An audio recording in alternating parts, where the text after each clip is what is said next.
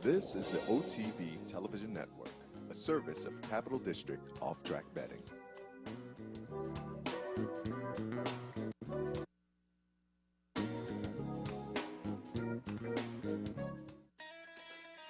Keen Ice has got him! Keen Ice has won the Travers over American Pharaoh in a dramatic upset. The Graveyard of Champions has claimed another. Live from the backstretch at historic Saratoga Racecourse, this is Racing Across America with Seth Merrow. Racing Across America is brought to you by Pinnell's Restaurant, a Saratoga tradition since 1922. 284 Jefferson Street, Saratoga, just minutes from the track. Thoroughfan, giving the fan a voice. Find them at thoroughfan.com. And Woodbine Racetrack. Pick, bet, and cheer on world-class horse racing north of the border.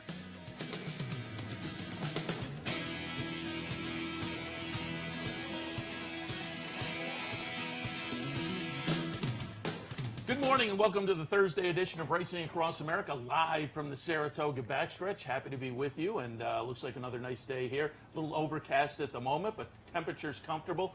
Should be another great day of racing up here at Saratoga. Coming up a little bit later on the show, it'll be Mike Welch from the Daily Racing Forum.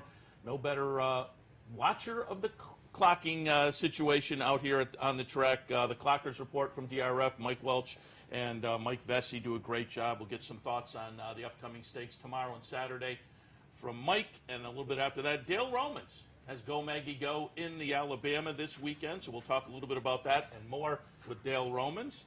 But top of the show, very happy to be joined by our former colleague here on the network, Mike Veitch. Happy to be joined by him not only because it's Alabama week, and who better to talk to the Alabama, but as I approached Mike about coming on this morning, I said, I walk around the plant and people keep saying, where's Mike Veitch? So I thought we'd bring you in and update. Good morning, Mike. Well, good morning. I'm very happy to be with you today. Thanks for having me on. And, of course, it was a few years ago you stepped away from the teaching game, retired from that, but folks can still find your work in the Saratoga regularly. So update us on Mike Veitch.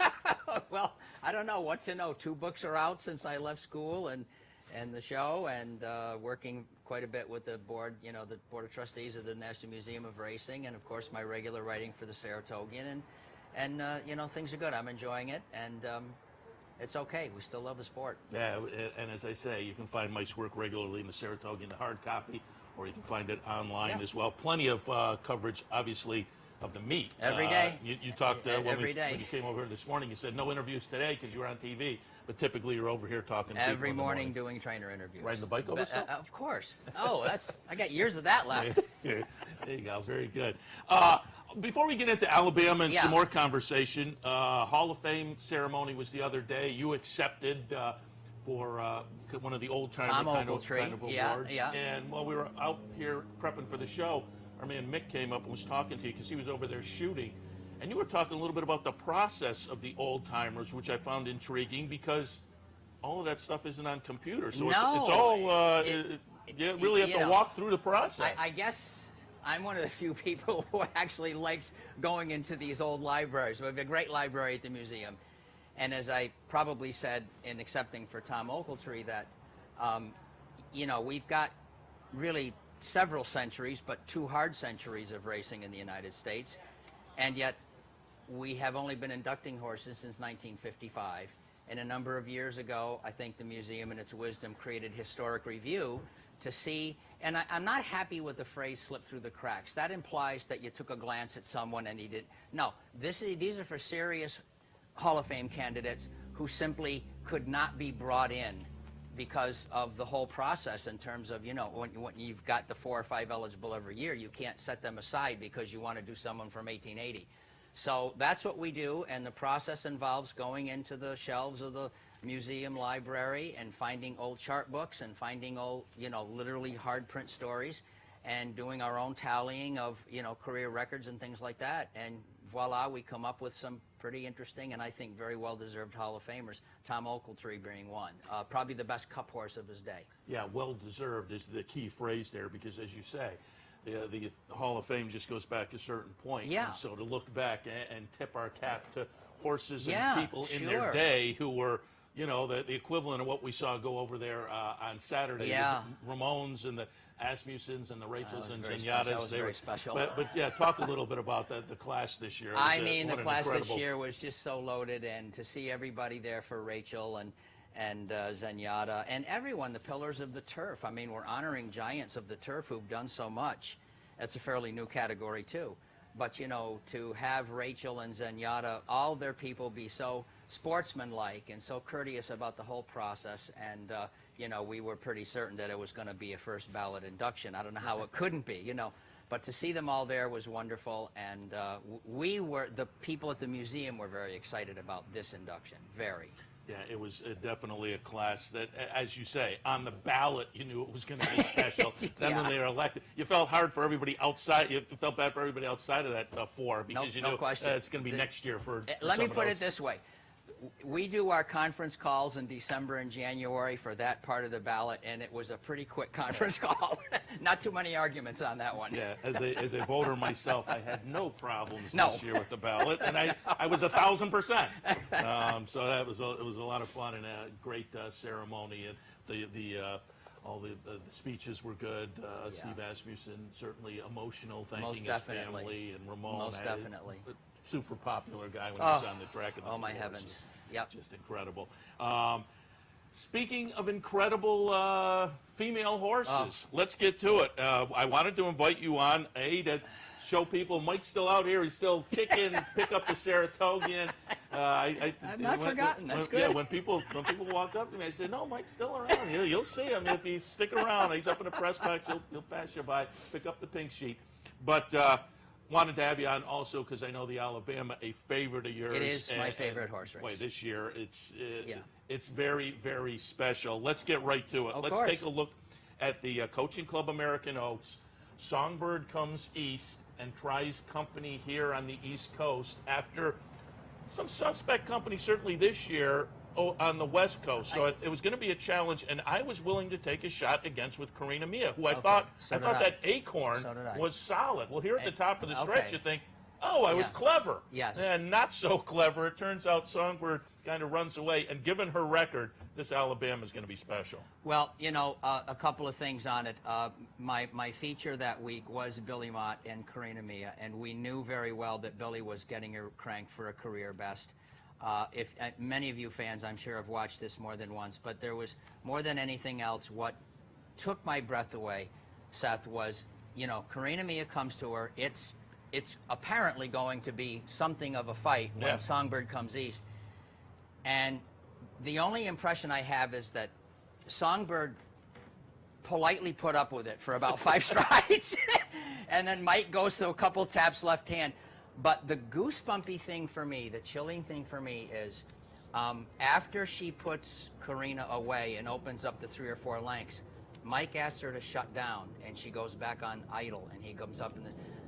Folks, there aren't a whole lot of horses that can do that when you ask them for the drive and then you just gear them right down. She just took my breath away. It was very exciting, very. 9 for 9 in the career, just under $2.5 million. Again, you are a person who has been around the game for a long time, seen a lot of Alabamas and a lot of winners of the Alabama. Where do you put her in the 3-year-old filly pantheon at this point? Well, I did right, and it took me a long time to, you know, to really, I think, be fair to her and the others. But she is there with me for Go for Wand, and she is there for me with Mom's Command and some of the great ones. Personal Ensign obviously is an older filly, but of the fillies I've seen in person at Saratoga, I can't change that statement. I mean, I think she's that terrific. The question mark, obviously, is going to be the 1.25 miles. Well, I erased that question mark before they hit the wire when I saw him gear her down. I suppose if someone wants to go on a mission to try to wreck her, maybe. But, you know, she gets the lead and relaxes so well. I don't see a 1.25 miles as an issue at all. Yeah, and it doesn't look like there's any speed who can really... Dark Nile, maybe, but do you see anything in here that has a potential interest for an upsetter? I mean, I looked at the field. I have Dale on later with Go Maggie Go, who I think, boy, the beginning of her career is just super precocious. but I just don't think she kind of matches up. That would be the direction I might go. Wheat No More, of course, had the upset in the Ashland, but if you're looking at numbers, and I am a buyer's guy, it's kind of light. Going for broke for Chad. It's Chad here at Saratoga, but I have a bit of a feeling about Wheat No More, and it will be in the Saratogian at the end of the week because I kind of made my feature Rusty Arnold. Look, Songbird is probably going to be 1-9 and should be, okay? They all acknowledged, including Billy before the coaching club, that, if Songbird did get out there and did get her normal 23, whatever, that somebody's got to breathe on her neck, and Karina Mia tried it for a good portion. Okay, so I don't think there's a Karina in here. But I kept thinking about this race, and, this is just my opinion. You mentioned Wheat No More. I think that to this point in the year, the most brutal contest for 3-year-old fillies was the Ashland. I thought that was brutal, okay? And so I kind of proposed that to Rusty when I visited And him. I'll remind people, Rachel Valentina just nipped, and Catherine Sophia, who I think is fabulous. Well, runs Oaks winner, third. I mean, absolutely. So that was my opinion of that race. So I'm left with, okay, what happened to Wheat No More? And as we'll see on Saturday in my column with him, or my article with him, that Rusty, to his great credit, really almost takes the blame for the Oaks. So, but again, let's get back to basics.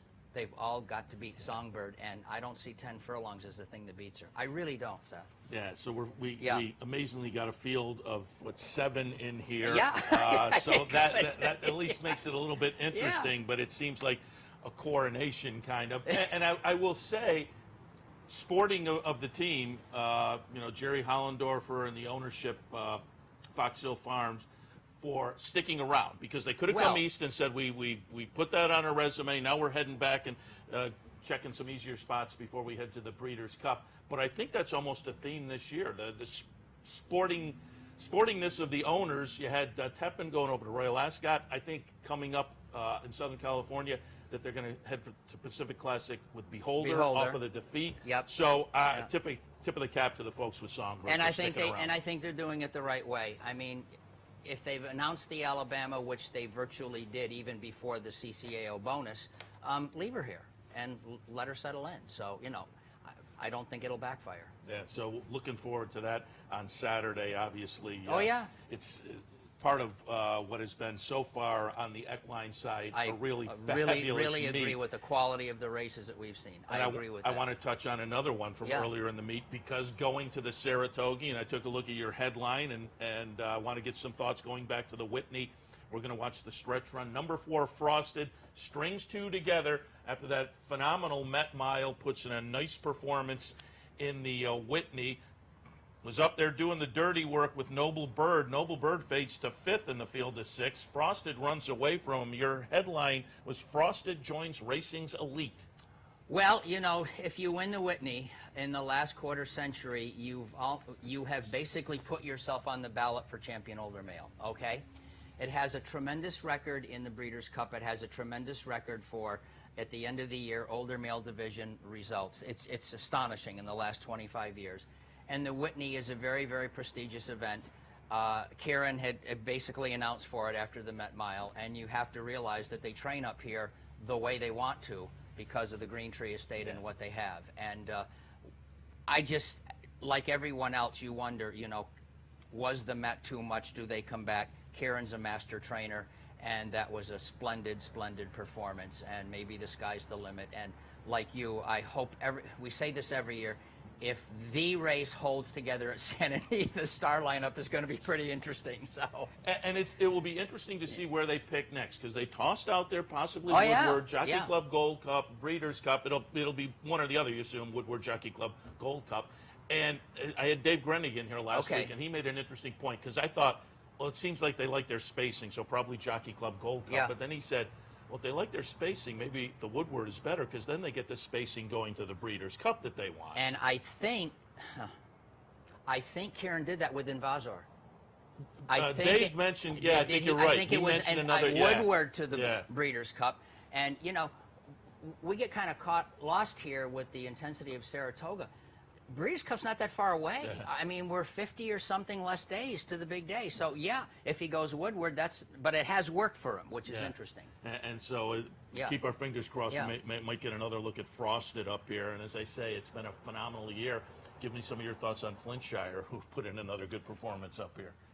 What do you say about this monster who was truly hopelessly beaten on the bend and won disdainfully? And that is a race, I will say, if people want good point. Like the textbook, the definition, the dictionary definition of jockey strategy, going down the stretch the first time, he couldn't have been in a box more perfectly formed with only three other horses, but they had him in, and Javier, as he went in the stretch, kind of looked over his shoulder, and you could... Tremendous. and that's a good point, and sometimes in a smaller field there's more trouble than the bigger fields, but he's just way too much, way too much. And again, part of what has been a really good summer as far racing. as the top end, and seeing some of the past and potentially future champions. Highlight of the meet, of course, is going to be the Travers. It always is. I'd love to hear your thoughts on the three-year-old scene at this point, which to me is totally up in the air. I guess you would say the leader on the resume is Exaggerator, but they're all off-track wins. I think so. I do think so. You can't hold it against him that he got the rein every time he wanted for the 3 Grade 1s. I felt that I visited Exaggerator the Sunday before the meet opened here, and contrary to what so many reports about him were, I thought he looked fabulous. I didn't think his works were that bad, but I'm not Julie or Keith. They are the pros.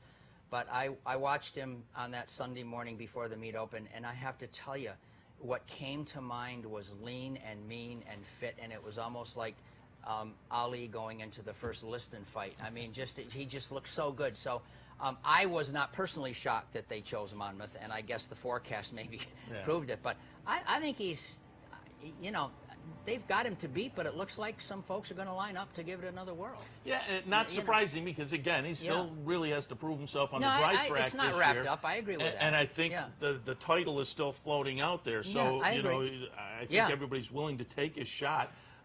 Creator is interesting this year, obviously. Nyquist, it's going to be interesting to see what the game plan is for him next. And I just think there are some, late developers that maybe will play into the end of the year. And then Leoban coming off of the Jim Dandy He's a threat. victory. Yeah. I mean, and what other race would you win as a main but the Jim Dandy? I mean, And of course, a win by him makes the winner's circle and the post-race interviews for the Travers all the more exciting. Most fascinating.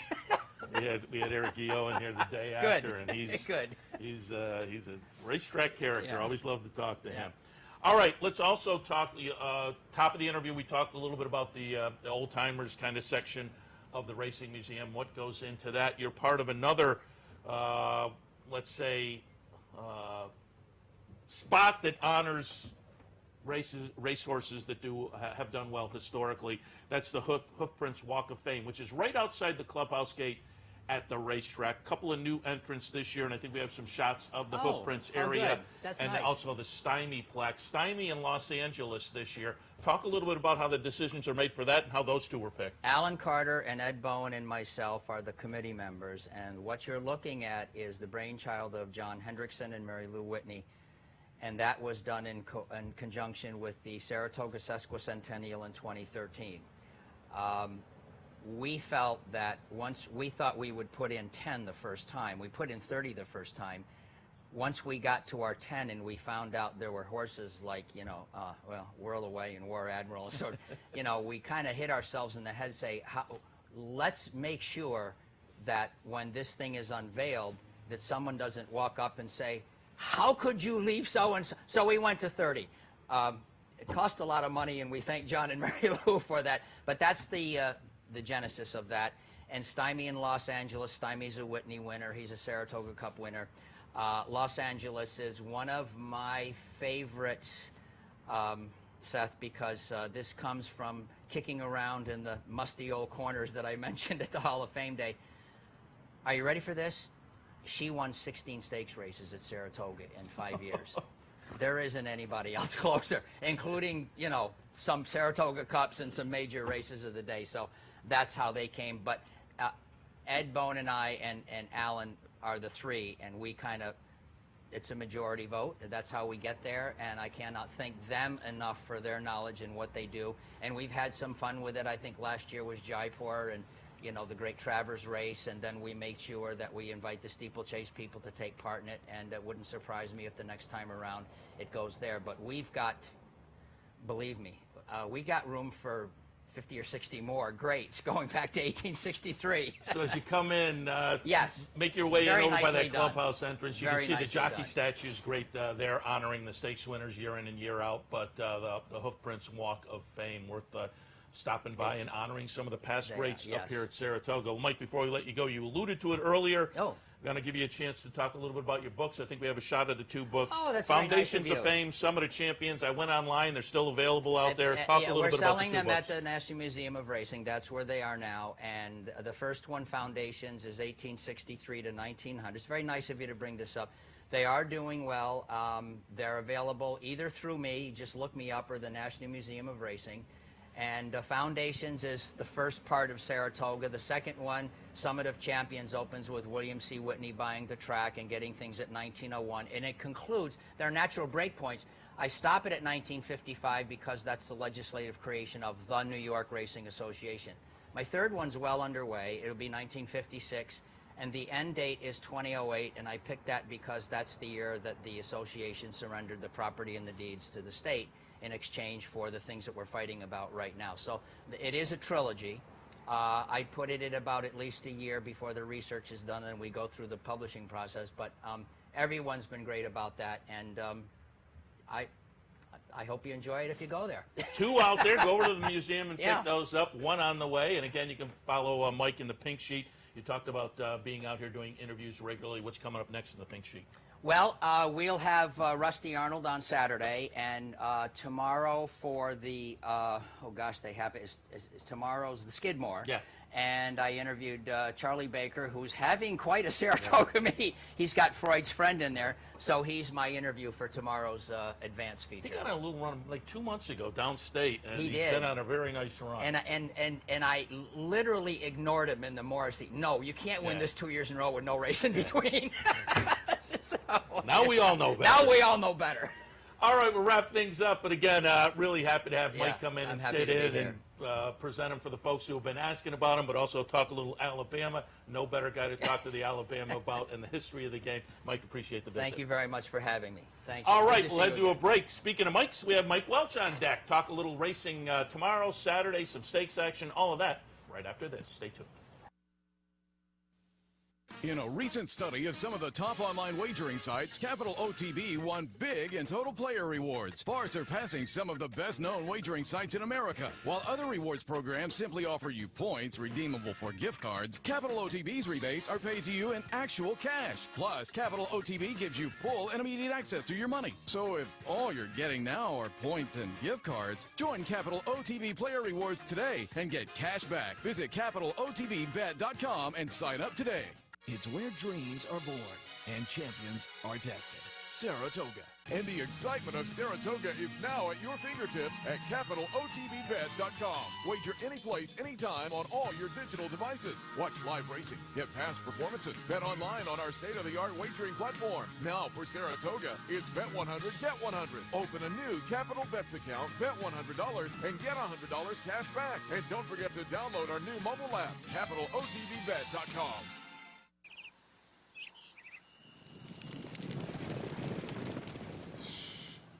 Can you hear it? It's the sound of excitement. Something we infuse into every grape that goes into our exceptional full-bodied wine. That was closer than I thought it would be. Now, if you'll excuse me. 14 hands, where great times are made. Hey, race fans, head down to the all-new Clubhouse Racebook and get in the game. With live horse racing on more than 250 flat-screen TVs, state-of-the-art wagering terminals, fantastic food and drinks, An amazing Vegas-style atmosphere with seating for nearly 900 of your closest friends. Conveniently located at 711 Central Avenue, right off Exit 5 of I-90 in Albany, the Clubhouse Racebook is the better choice. This is Racing Across America with Seth Merrow.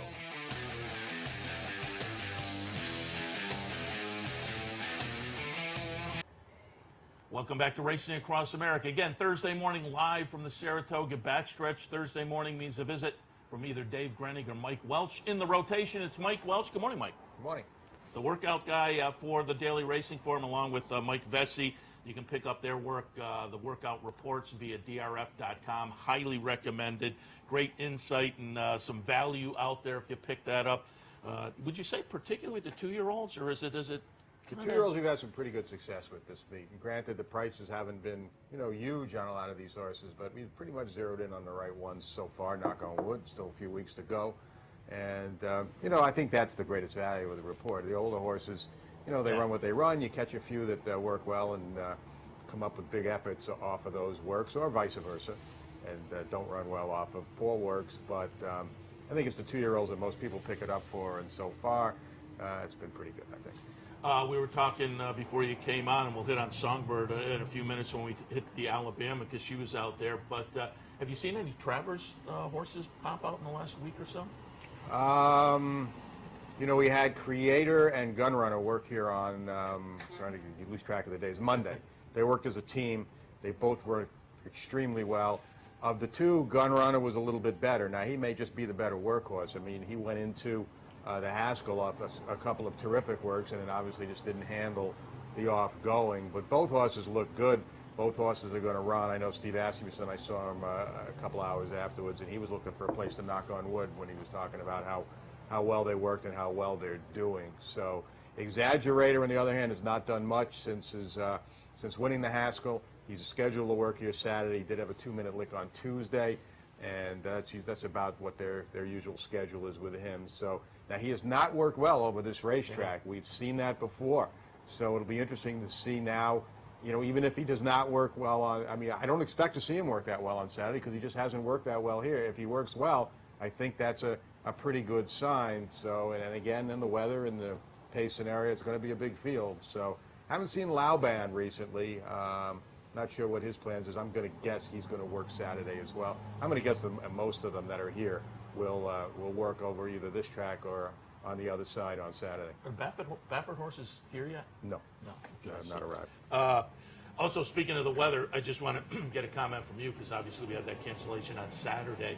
Sitting up in the press box, on Saturday evening, I thought it's going to be tough to race on Saturday. But they actually got out and worked later than usual, but they did a good job of getting the track together. You mean for the next day? Yeah, for Sunday. Yeah, Sunday. They did a tremendous job. I was shocked at how good the track was. As a matter of fact, Sunday morning, the Oklahoma track, despite all the rain we took, Steve Asmussen worked 4 of his stakes horses over there Sunday morning. And then the main track, nobody worked on the main track, but yeah, they had it in great shape, all things considered. And as it turned out, it was a good move ending the card when they did. It's going to back us up a little bit, as we see, with some of these stakes and some extra races on the cards. But with the weather that hit later in the day and the way the track condition was at the time, I know the riders, to a man, were pretty adamant that it was not in good condition to continue that day. And then with the weather that hit later, it was a good decision all around. Yeah, it's a freakish kind of a situation, but it worked out well. And as I say, hats off to the crew for getting the track back together for Sunday. The grounds, too. There was standing water all over the ground. The bottom of the escalator was like a lake on Saturday night, but so they cleaned it up and got it in good shape. I remember we had a hurricane that went through here Travers Night a few years ago, and I think this storm seemed to me anyway worse than the hurricane was. It was that year. sustained. We were sitting up in the press box. Every time I got ready to leave, it would kick in the torrential downpour again. So it was sustained over a few hours, which added to the total amount of water, which made it, again, difficult to kind of get the track back together, but they did. All right, let's take a look at some of the action coming up over the next couple of days. Tomorrow, from last Saturday, rescheduled the Adirondack Grade 2 event, $200,000 for the 2-year-old fillies, going 6.5. I'll be interested to see what your thoughts are here. I went with Libby's Tale, and we're going to take a look at her win in the career debut down at Belmont on July 2nd. She'll be the number 3 horse in here for Rudy Rodriguez. Nice buyer, comparatively speaking, a 77 in there. Silver Tony, though, the Wesley Ward horse, given what he did with that horse yesterday in the stakes race, albeit on grass, coming out of Royal Ascot, I think Silver Tony's dangerous, Ever So Clever for Steve Asmussen, and Nona Mella for Todd Pletcher. He had the same kind of scenario coming up from Monmouth to win the Schuylerville earlier, so I wouldn't discount that one. What do you think of the Adirondack? Well, first thing, the complexion of the race changed a little bit because of the postponement. Yeah. First of all, you have another horse that they redrew the race. Any horses that had been originally nominated were allowed to go back in, and Romantic Music, who could not have run last week, having broken her maiden on August 5th, now she's back in there. She adds a little more pace to the race. It looked before like Silver Tony was going to have it all her own way in the front end, and maybe she still is the one to catch. She worked well for the race, and she may still be the main speed. But that changed the complexion there. Also, Olive Branch was going to scratch last week. She had been offered feed for a few days, and Rick Violet actually had already put a scratch card in prior to the cancellation. But now she's back on her game. She's doing well. She had huge excuse in the Schuylerville. She acted up in the paddock, lost the shoe.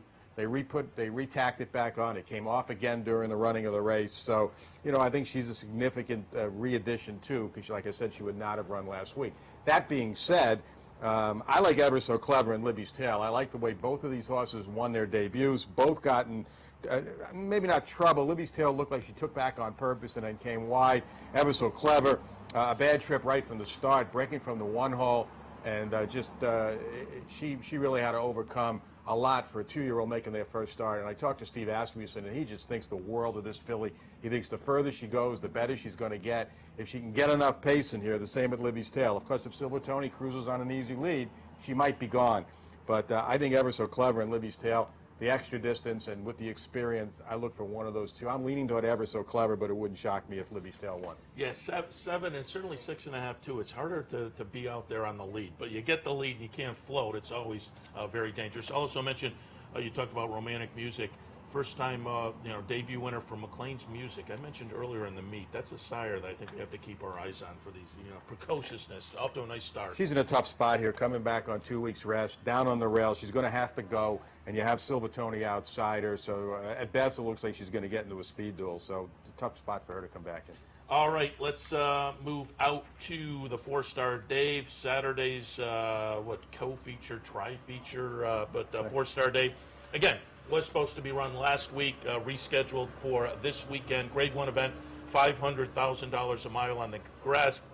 King Creasa got a little confidence builder last time. Grand Arch, you look down the past performances, a whole lineup of triple-digit buyers, although most recently not up in that area.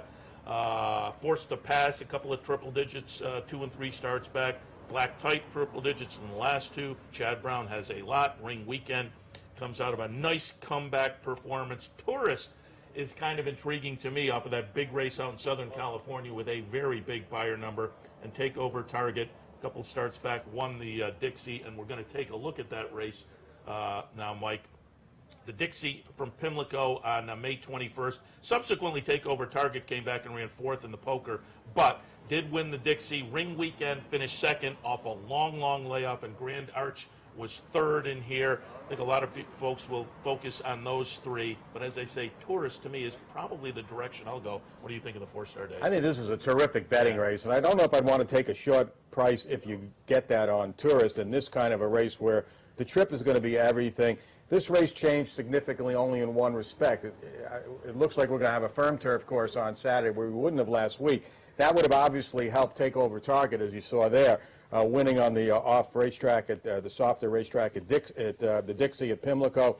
Had already won a couple of run well on a couple of softer tracks. That's why Chad Brown kept him here last weekend, looking for the softer ground. He played weatherman there, and he was right, except that they never ran the race. So I guess he's still going to be praying for some rain. King Crease, it's going to be interesting to see how the pace plays out in here. There's not a whole lot of speed, but there's just enough, several in kind of the same area where it comes to tactical speed or wanting to be on the lead or close up. I think from the rail, King Crease is going to go. He set the pace in this race last year, finished 4th, ran well, coming off a win in the Forbidden Apple, just like he is here.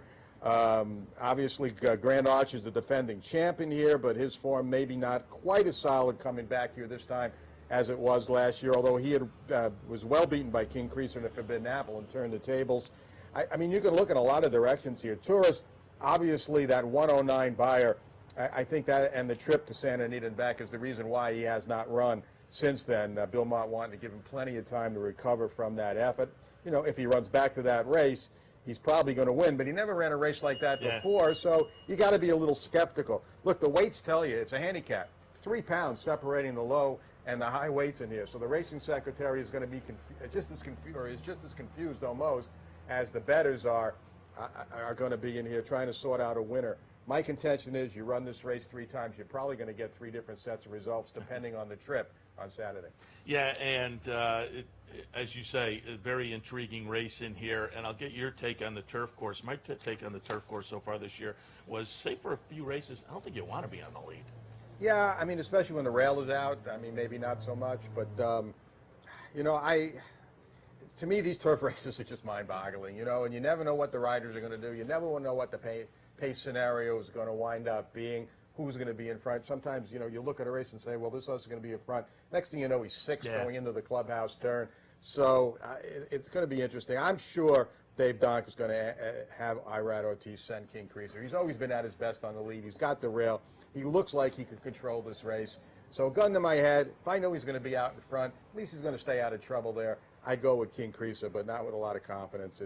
This is a terrific betting race. I think you're right, though. If you ran it 3 times, 3 different results. If you ran it 10 times, maybe 10 were different results. At least the superfectas. All right, let's move on to the highlight of the weekend, the Grade 1 Alabama, 1.25 miles. We have Dale Romans in the green room, as it were, so we'll look at Go Maggie Go in a few minutes. But now I wanted to pull up Go for Broke back on July 27th, right up here at Saratoga. It's Chad Brown's entrance in the race. Obviously, this is a huge class move for this horse. The first 4 starts of the career, maiden special, non-winners at 1, non-winners at 2, but has ripped off 3 straight wins. It is Chad Brown, so if you're looking around for alternatives, who knows? A little bit earlier when Mike Veitch was in, we looked at the Coaching Club American Oaks with Songbird. I thought I was clever with Karina Mia. She ran away from that one. I just, you know, talk a little bit about, you saw Songbird on the track today, talk a little bit about her, and is there any other direction to go? Yeah, I mean, it's certainly hard to bet against her. She's been so good. I mean, her race here earlier in the meet was just, you know, just such a terrific performance in the Coaching Club. Turning back, Karina Mia got looked in the eye and just blew her away. And Karina Mia is probably better, clearly better than anything else in this field. She's come out of the race, I think, even better than she went in. Her 6 furlong work, or what did we give her, 5 furlongs on August 9th, was about as textbook good of work as you could get. I mean, we got a final time 1 minute and 3. She went her first 1/8 of a mile in 14, went 46 and 3 the last half mile, did it as easy as could be, and then galloped out another 3/8 in 39 seconds, and didn't look like she was blowing out a match when she pulled up. This morning, they took her out later than usual. She usually goes right at the crack of dawn at 5:30. This morning, they took her out later. They wanted her to visit the starting gate, went to the paddock, but she was a handful for her rider today. She was just, you know, we were clocking other horses, and you see her going down the backside with the rider just having all he could do to slow her down and not outwork some of the workers during her gallop today. So, you know, again, I think everybody in here is running for second money. I talked to one of the trainers yesterday, I will not name, who basically admitted he's up here to run for second money, and he was a little disappointed that they got 5 others that had the same idea as he did. But, you know, this is a Grade 1. It's a very prestigious race. You know, it won't say on your, when you go to the breeding shed, that you might have got beat 10 lengths for second or 12 lengths for third. It's going to say you were Grade 1 placed as a broodmare. So that's what these others are in here for. Going for Broke, one thing you can say about her, all her races have been against older horses. So she is back with 3-year-olds today. She seems to be getting better and better. She looked still a little bit green in that race last. She looked like she was lugging in a little bit. A very game effort. So, you know, if a gun to my head, maybe going for Broke would be my pick behind Songbird. Go Maggie Go looks loose on the lead.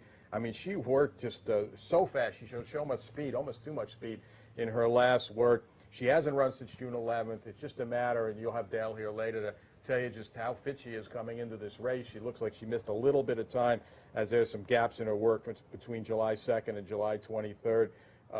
But she seems to be the easy pace setter in here. I think, well, I think she's going to go, and I think Songbird will just raid off her. That's my take on this race. But you know, one thing you don't want to do if you're Dale Romans is get into a speed duel with Songbird, because you know where you're going to finish if that happens. So be interesting to see how it plays out. But I look for Songbird to sit off or Go Maggie Go if they choose to try to make the lead with Go Maggie Go, and I don't think it'll matter whether she sits off or if they let her go to the lead. I mean, I think there's no way they're going to beat Songbird. Yeah, former and potential future champion in Songbird up here at Saratoga, making a couple of appearances, so that's good for us. You know, to me, this is about the highlight of the summer to have her here. I mean, I know we've got the Travers and we've got all the good 3-year-olds, and the Travers is going to be a great, wide-open race, but she's the nuts. I mean, she may be the best, you know, certainly the best, I think, 3-year-old in the country this year. I sure wish we could have seen her in the Travers or later in the year, maybe against males. I don't think that's going to happen this year, but I hear talk that they are going to run her back next year, and then maybe they'll try males as a 4-year-old. Yeah, always exciting when you get a horse like this. You know, there's no shame in having the blemish on your record and still having a great career, but when you get these undefeated kinds, they just attract a little more attention. It's a little more of a story, and she is the story up here this year, given that the 3-year-old division is kind of in flux. Frosted, certainly, I talked with Mike Veitch earlier, certainly Frosted pretty good. In the Whitney Flintshire, also the nice performance. And I will add, one we have yet to see, that will be maybe the story of the meet, Lady Eli. If she comes back and wins. I'll tell you what, you know, Joe Hirsch always said, who do you root for in a race? He said the best story. Well, you know who we'd be rooting for in the Boston Spa.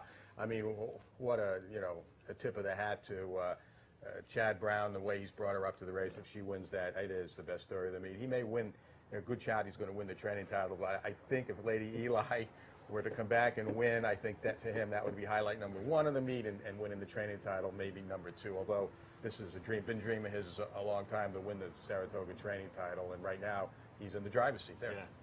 And again, Lady Eli coming up a little bit later, so she'll be a great story. All right, Mike, we'll wrap things up now, but again, I'll remind folks the workout reports available at drf.com, a great resource to, as I say, find a little value perhaps, but certainly put you on some horses that in the morning have looked good and potentially will run very well in the afternoon. So check those out. Mike, thanks for the visit. My pleasure. Mike Welch from the Daily Racing Forum. We'll head to our break. As promised, we'll come back. Dale Romans, Go Maggie Go in the Alabama, and we'll talk about more right after this. This is Racing Across America with Seth Merrow.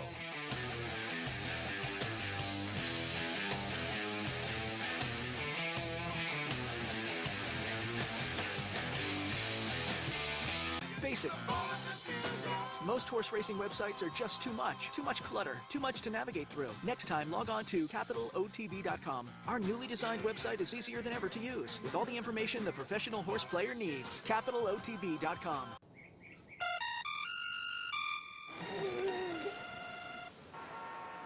Come on.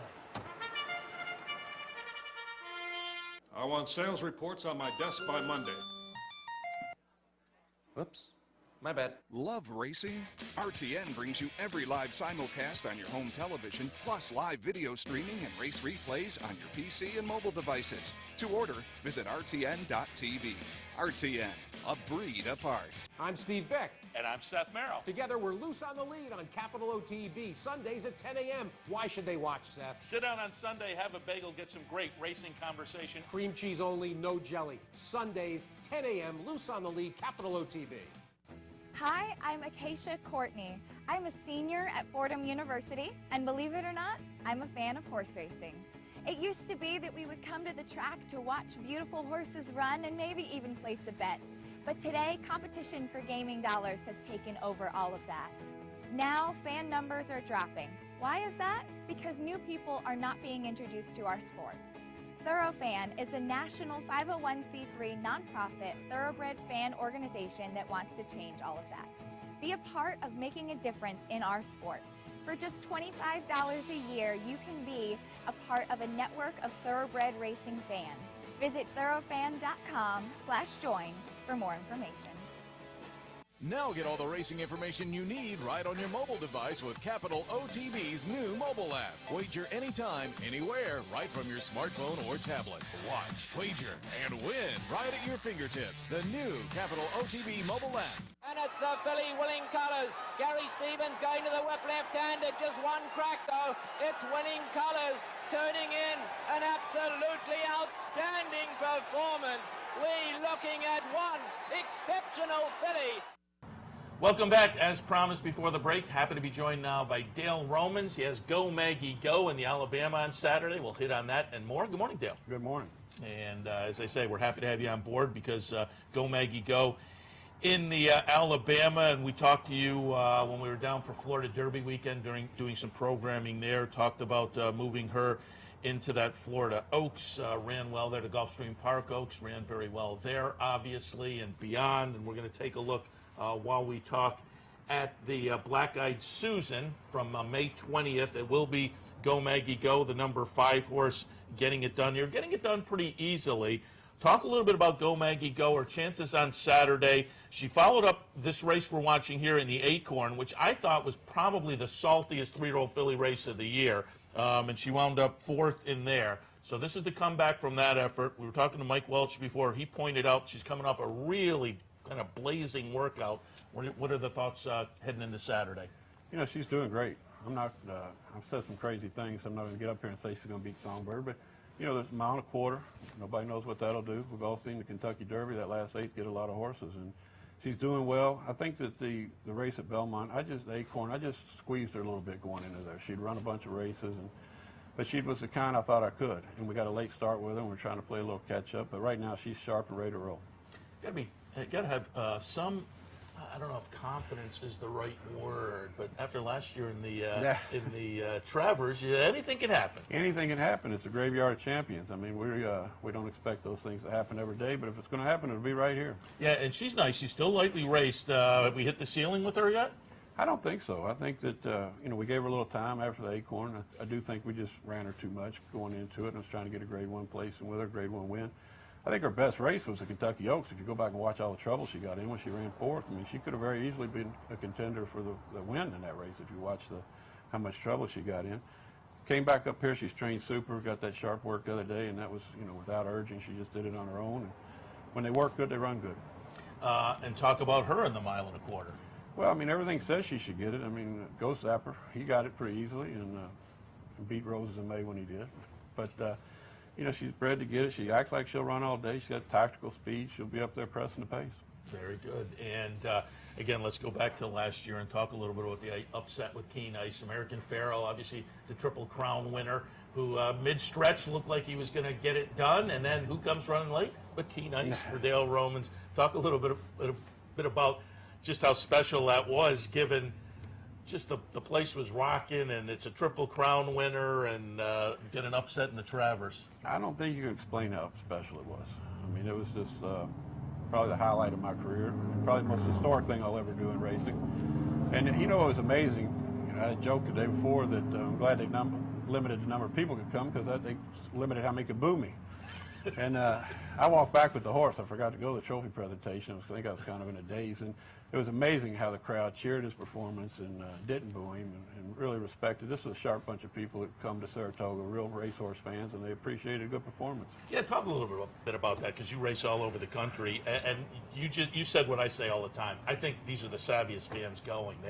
They appreciate a good performance. A horse like Songbird comes back to the winner's circle, and there's applause, and we've seen horses walk up the track afterwards, and the entire grandstand. I mean, it's the whole place, I think, is keyed into the game. Talk a little bit about Saratoga and American racing. Well, I mean, there's been so many special moments here, and it is. These people are here to see quality horse racing. I mean, the whole game has shifted to big fields for gamblers. You got to take care of the gamblers, but especially when you come here, you go to Del Mar. It's about the quality of the racing. It's about the racehorse and the sport. Now they'll step up and bet a lot of money. But you can tell it's just a different feel, different vibe. The people just love the horses, love the game. They've been coming here for generations. Yeah, and again, even if it's an upset like Keen Ice, people are keyed into what that means for the game, and they respected his performance. So I was shocked going back. I was expecting to get booed, and I was going to relish it. But we were getting cheered, and we were throwing flowers in the grandstand. Everybody's grabbing for him, and I'm sure they cheered Farrell when he went before us. Yeah. And talk a little bit about, were you on track that the day before? I was amazed at the workout the day before. It was 17,000 people in the morning. It was crazy. It was like that at the Haskell too. And that, I mean, that's great for racing. Yeah. It did so much for the game. The Ziots and Baffert, they know how to handle all that, and they promoted it. And getting beaten at Traverse didn't take a thing away from what a special horse he is. And your upset may have enhanced the experience, to see him then come back and win. Well, Bob and I spoke that night. He was one of the first people to call me after the race. And, they were hum-hawing about what they run. I said, you're crazy. You got 7 weeks to get him ready. In 7 weeks, nobody's going to beat you getting a horse ready of this caliber. And he put it all together and closed his career with a bang. Yeah, it's a very special moment last year, and perhaps the upset on Saturday. We'll see what happens. We're going to take our shots. We never duck anybody. That's it. Yeah, you can't win if you're not over there in the starting duck gate. them in this game. I want to go back because there was a little buzz this past weekend. Your string down at Ellis Park. It was Friday down there? Friday. Last Friday. You had a couple of horses on the same, couple of 2-year-olds on the same card that as I say, getting a little bit of buzz. First up, we have Redini, who is going to be making, I believe this was the second career start for this one, 6.5 furlongs. Again, this is down at Ellis. Redini will be number 3, Channing Hill on board. Wins off by 3 1/4 at 8-5. Talk a little bit about this one.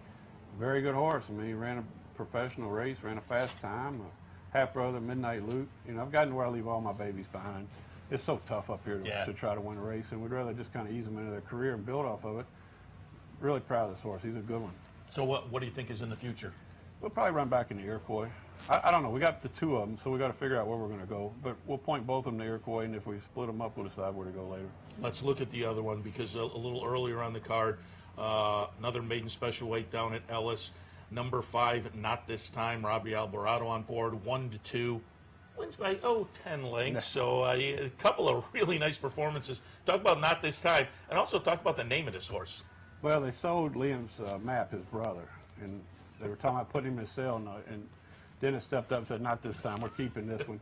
It's a Giant's Causeway, and it's scary how good he could be. Robbie told me it's the first horse since Curlin made a hair stand up on his arms. When he said he could have won by 20. Might be as good a horse I've ever had.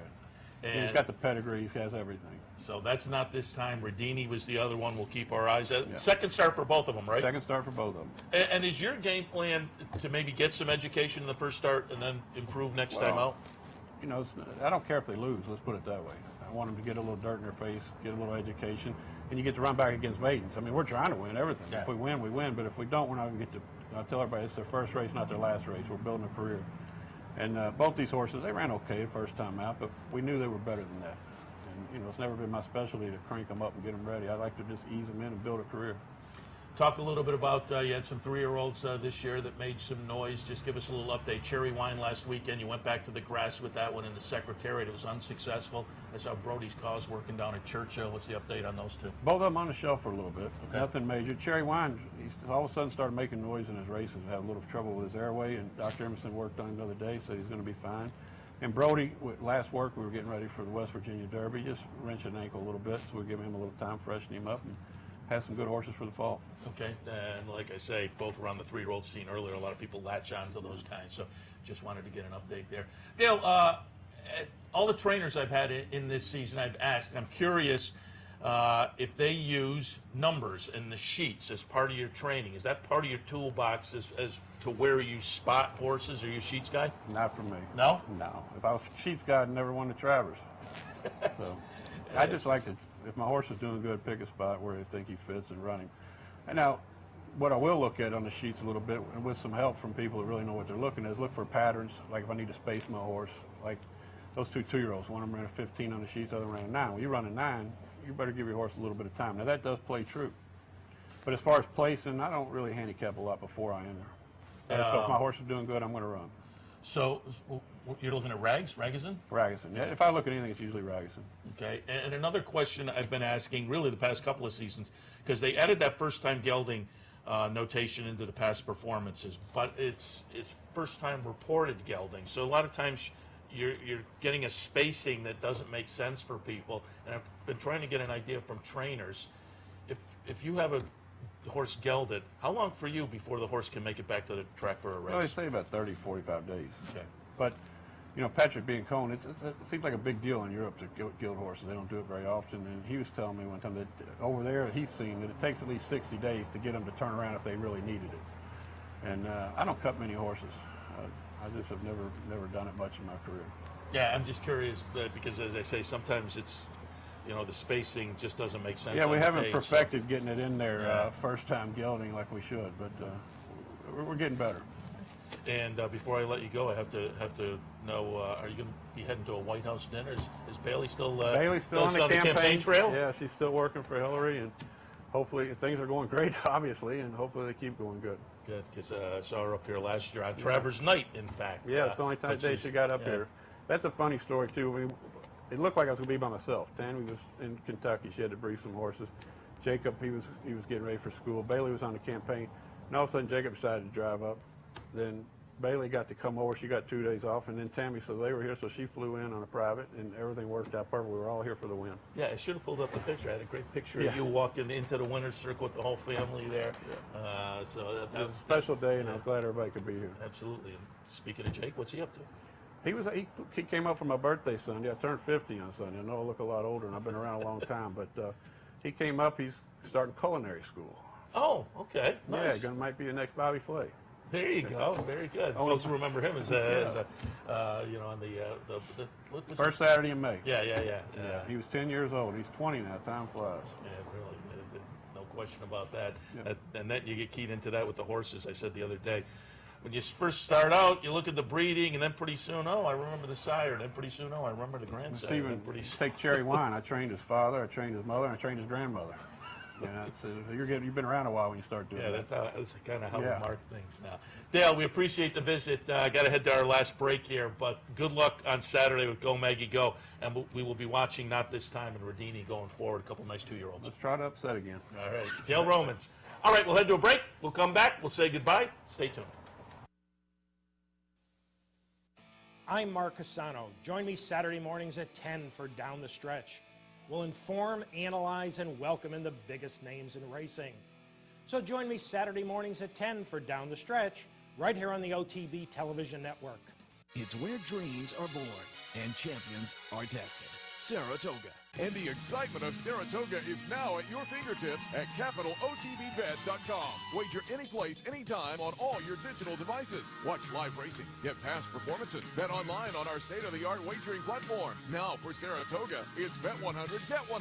Open a new Capital Bets account, bet $100, and get $100 cash back. And don't forget to download our new mobile app, CapitalOTBBet.com.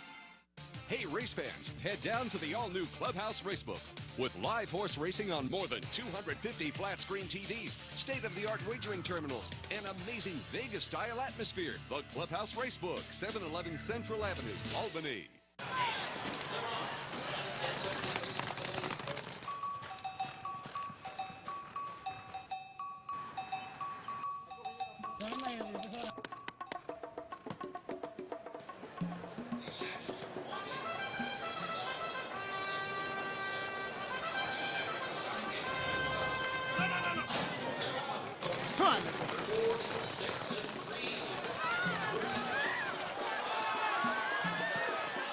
Not at the track and not near a computer?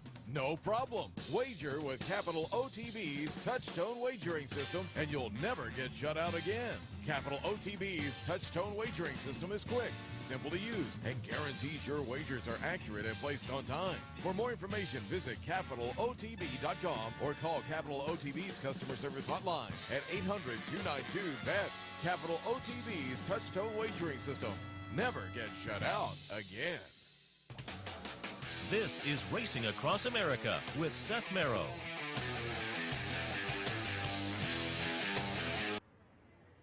Welcome back to Racing Across America. Just a couple of minutes left, but enough time to swing out our Vernon play of the day. Don't forget, there's a Vernon bankroll tonight, $50 bankroll. Go to the website, CapitalOTB.com, to learn how you can get your chance to participate. I've done okay some weeks, not so much. The last couple of weeks, I've been floundering a little. 2 weeks ago was a funny card. Last week, no excuses. Tonight, there was a couple of plays I thought were maybe a little bit clever. And in the 8th race, our play of the day here for television, the number 2, Grandma's Money. We're not going to get that 8-1 on this. Why? Tim Tetrick is on board, and this is a horse with a couple of wins in 3 starts so far. Now, one of those was a non-betting event, finished second in a qualifier earlier, but down at Meadowlands last time in a betting event, won pretty nicely. You know, goes from the mile down at Meadowlands to the, 5/8 or 3/4 at Vernon. So it's a little bit of a different configuration, obviously. But it is Tim Tetrick with a horse that clearly has some talent.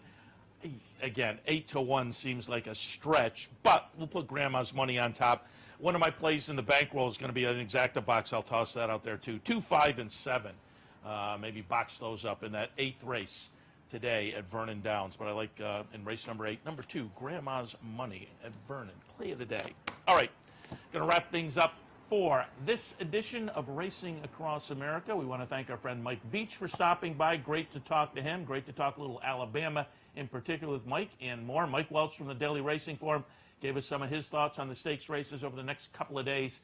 And Dale Romans, can he upset another Grade 1 at Saratoga with Go Maggie Go? I think he's up against it, but we might have said that last year with Keen Ice. So let's see what happens on Saturday in the Alabama. Should be a lot of fun. All right, I'm going to wrap things up. Racing Across America. We are here every Monday, Wednesday, Thursday, and Friday from 10 until 11 a.m. That means we have one more edition this week, tomorrow. In the meantime, enjoy the races. Let's all cash a few tickets. See you here tomorrow morning at 9 for the handicapper support.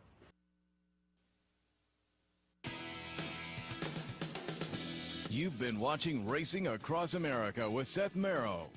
Racing Across America has been brought to you by Pinnell's Restaurant, a Saratoga tradition since 1922. 284 Jefferson Street, Saratoga, just minutes from the track. Thoroughfan, giving the fan a voice. Find them at thoroughfan.com. And Woodbine Racetrack. Pick, bet, and cheer on world-class horse racing north of the border.